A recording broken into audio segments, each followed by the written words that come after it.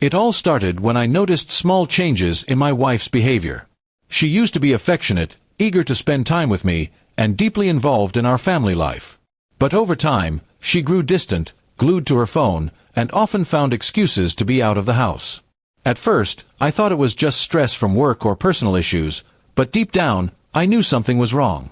I tried talking to her, but every conversation ended with her being defensive or accusing me of overthinking. The turning point came when I noticed a large sum missing from our joint savings account. This wasn't just our money, it was my family's emergency fund, money my parents had entrusted to us for safekeeping. When I asked her about it, she brushed it off, saying she needed to handle something important, and that it wasn't my concern. That alone sent alarm bells ringing in my head. I began digging quietly. I checked bank statements, text messages, and even spoke to a few mutual friends. The picture that started forming was worse than I could have imagined. She had been meeting our neighbor, someone we'd known for years, behind my back. Not only that, but the withdrawals from our account matched the dates of her mysterious outings. I suspected she was financially supporting him. A week later, I overheard a conversation in our backyard while I was working in the garage. She was talking to the neighbor in hushed tones, and I heard something that made my blood run cold.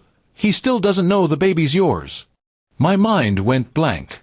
We had no children yet, so the only explanation was that she had been pregnant in secret and the baby wasn't mine. I kept my emotions under control. I knew exploding in that moment would ruin any chance I had of gathering proof. Instead, I began planning. I collected bank records, recorded conversations, and even installed a small camera near the back fence where they often talked. Every detail was now documented. When I finally confronted her, I made sure it was in front of both our families. I printed out the financial statements, the photos, and played the recordings. Her face went pale as everyone heard her admit the child belonged to our neighbor. The room was silent except for my father's heavy breathing and my mother's quiet sobs. She tried to defend herself, saying I was never there for her emotionally, and that she had needs. My father stood up and told her she had destroyed more than just a marriage. She had betrayed a family that trusted her. Even her own parents looked ashamed. I didn't stop there. I filed for divorce immediately and pressed charges for the stolen money since it was technically my family's property. The evidence I had was enough to make her pay back every cent. She had to sell her car and most of her valuables just to cover the repayment. The neighbor didn't come out of it unscathed either. His wife found out and left him, taking their 2 kids. His reputation in the neighborhood was shattered, and he ended up moving away within months. People stopped talking to him, and his social circle disappeared overnight.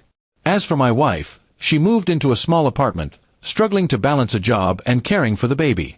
She sent me a few messages begging for forgiveness, but I never responded.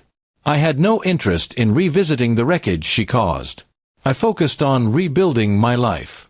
I reconnected with old friends, spent more time with my parents, and even started a small business with the money I recovered.